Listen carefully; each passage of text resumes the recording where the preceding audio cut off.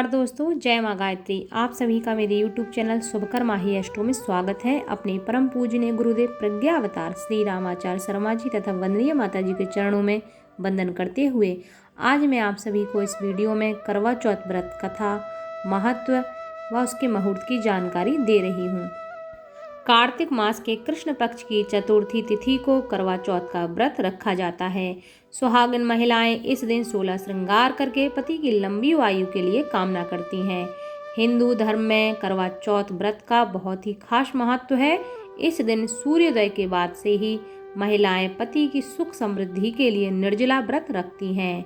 इस दिन महिलाएं भूखी प्यासी रहकर शाम के समय कथा पढ़ती या सुनती हैं और रात के समय भगवान गणेश जी, भगवान शिव और माता पार्वती की पूजा की जाती है। इसके बाद जब चंद्रोदय हो जाता है तो बाद में चांद के दर्शन करके पूजन करती हैं और चांद को अर्घ देकर पति के हाथों से जल ग्रहण करती हैं।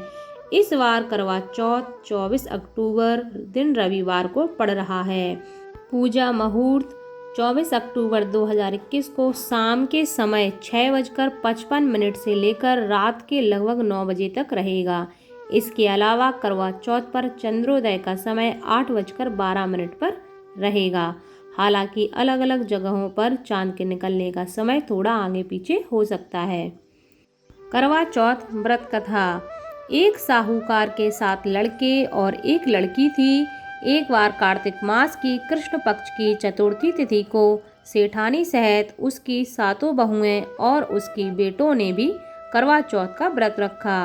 रात्रि के समय जब साहूकार के सभी लड़के भोजन करने बैठे तो उन्होंने अपनी बहन से भी भोजन करने को कहा।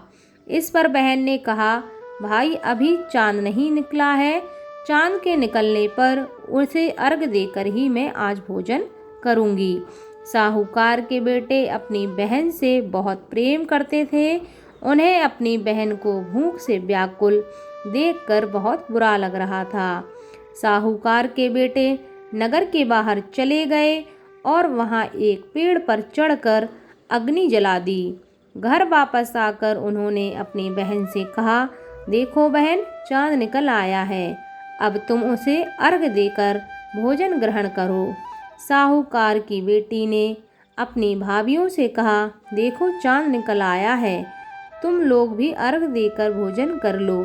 ननद की बात सुनकर भाभियों ने कहा, बहन अभी चांद नहीं निकला है, तुम्हारे भाई धोखे से अग्नि जलाकर उसके प्रकाश को चांद के रूप में तुम्हें दिखा रहे हैं।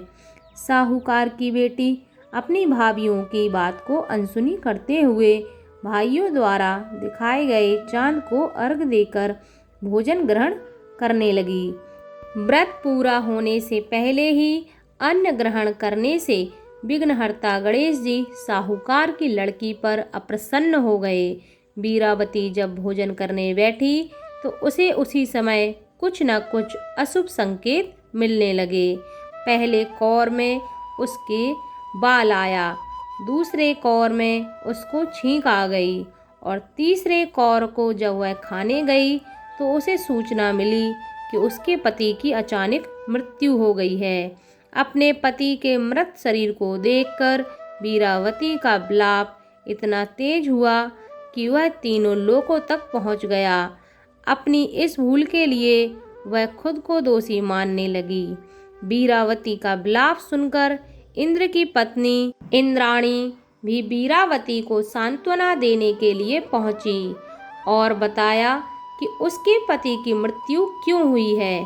बीरावती पति को जीवित करने की वह देवी इंद्राणी से विनती करने लगी।